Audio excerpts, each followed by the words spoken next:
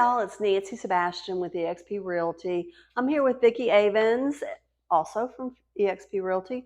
We are doing an open house here today at Beach Village Resort number 3.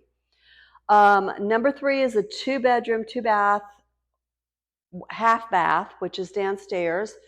It sleeps 1, 2, 3, 4, 5, 6, 7, 8. So it does sleep a lot. The projected rentals are $90,000 gross a year, and it's listed at $899. So you're right there in that 10%, which is where an investor wants to be, 10% ROI. So let's take a look at it. Here we've got a kitchen, which is adequate for the amount of people that it will sleep, and that's what you want. We've got, this was built in 2021. It's 1368 square feet. So you can see that it's updated. It's got all the quartz and the nice island and all the features. It comes completely furnished down to the knives and silverware. So it's move-in ready, rent ready, whatever you want to do with it. And you can short-term rent it, obviously. Beach Village Resort is right across the street from Romar Beach. So it's not on the beach side, but you have beach access right down the road, and it's deeded beach access. It has a lazy river with a kid slide and all that good stuff. It's got a huge fire pit down there. This particular unit, and not all of them do, but this particular unit comes with a cabana. It's cabana number 7. And if you'll go down towards the pool, it's the second entrance. It's right there. It is an added value. $20,000 is what those are going for. So, you want to make sure if you're going to buy in here that it's got a cabana. So let's go look at the rest of it.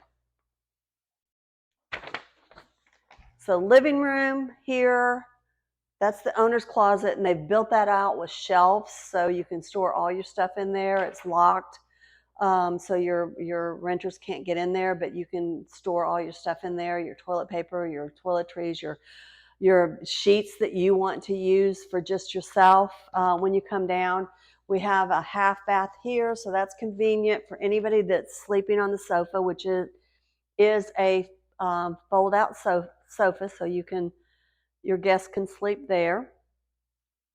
Like I said, fully furnished. All this beautiful furniture comes with it. We have a washer and dryer, full-size washer and dryer right here. And then we have a bunk room. Sleeps 2 here, 1 on top, and they have their own private bathroom right here with shower, full bath.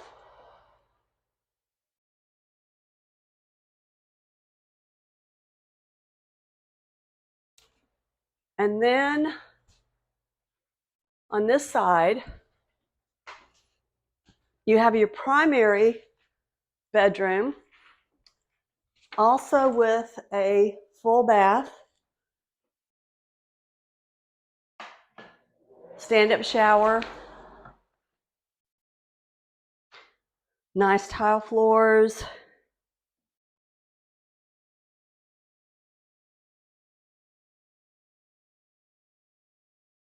TV. And this particular unit has a trundle bed underneath the king-size bed in the primary unit. That way, if you've got a family, you've got some small kids, you can sleep even more. So this is Beach Village Resort, number 3, $899. Call either me or Vicki for more. Hey guys, Vicki Avans here with Beach Buzz Live with Nancy Sebastian, and we are with eXp Realty, and we are here in Orange Beach today at Beach Village Resort. I just want to give you a little bit of what's going on here on the Gulf Coast. And everybody's Gulf Shores, Orange Beach, they have so much going on all the time, but Foley has a lot too. So they have Art in the Park this weekend on May 13th and on the 14th from 9 a.m. to 5 p.m. And that's at the corner of Highway 59 and 98 there in Foley. And also, Music and a Movie starts May 19th, and it starts at 6 p.m. And that's there at the Heritage Park there in Foley. So much going on. OWA always has a lot going on as well. So there's always something on the Gulf Coast. Come join us. We'd love to have you. Hey y'all, I just wanted to, Nancy Sebastian here with eXp Realty. I just wanted to go over some stuff that we've been doing. Vicki and Kim and I have been doing Change Your Life Bible Study edition, the entire Bible organized into 365 readings.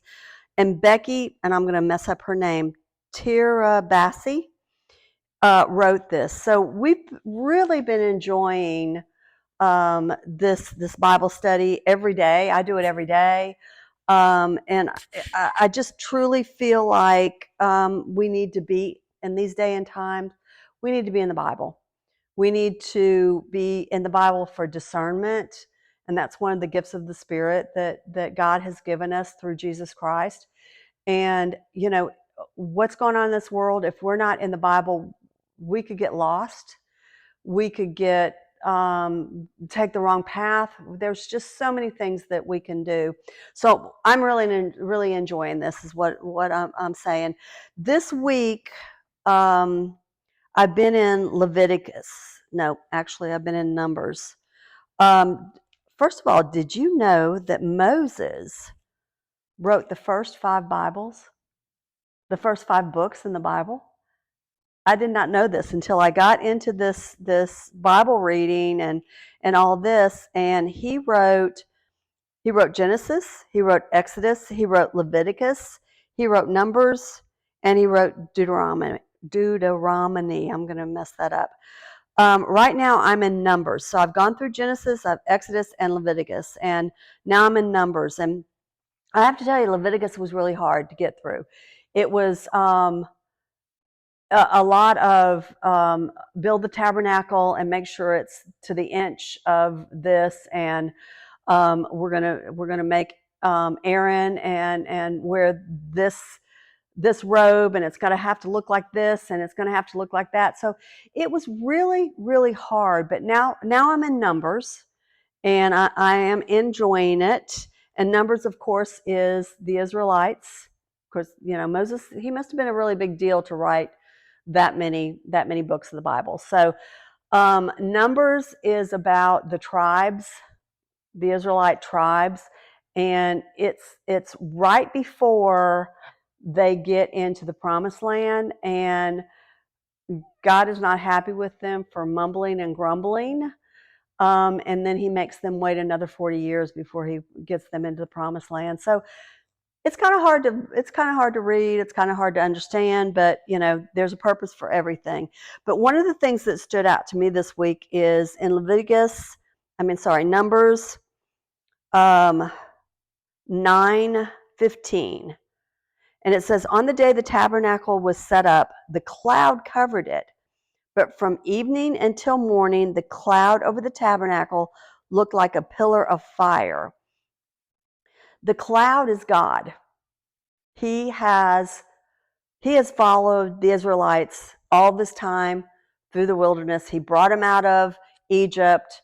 You know, Moses parted the Red Sea, and the Israelites walked through it, and then the Red Sea closed up and killed all the Egyptians that were tracking them. So he's been with them from the very beginning. But in this, the cloud is God.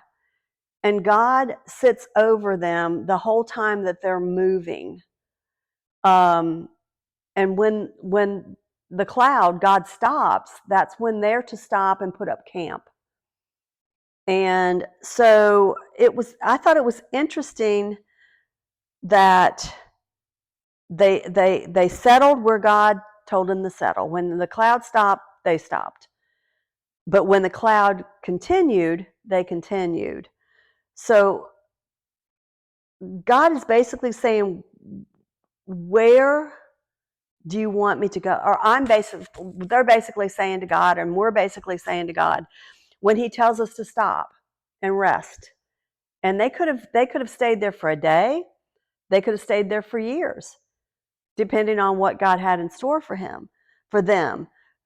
So basically the cloud is, God, where do you want me to go next? So they followed that cloud around until they got to the promised land. And as Christians, we're to follow that cloud around until we get to the promised land, which is heaven, as far as I'm concerned.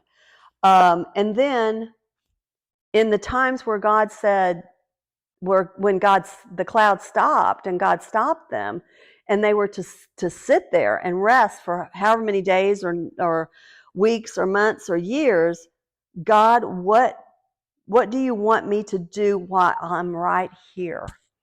So as Christians, what we take from that is God wants us to move. We're on the move. We're on the move. We're doing this, hopefully for the purpose of God. But when he stops, that's when we are to rest.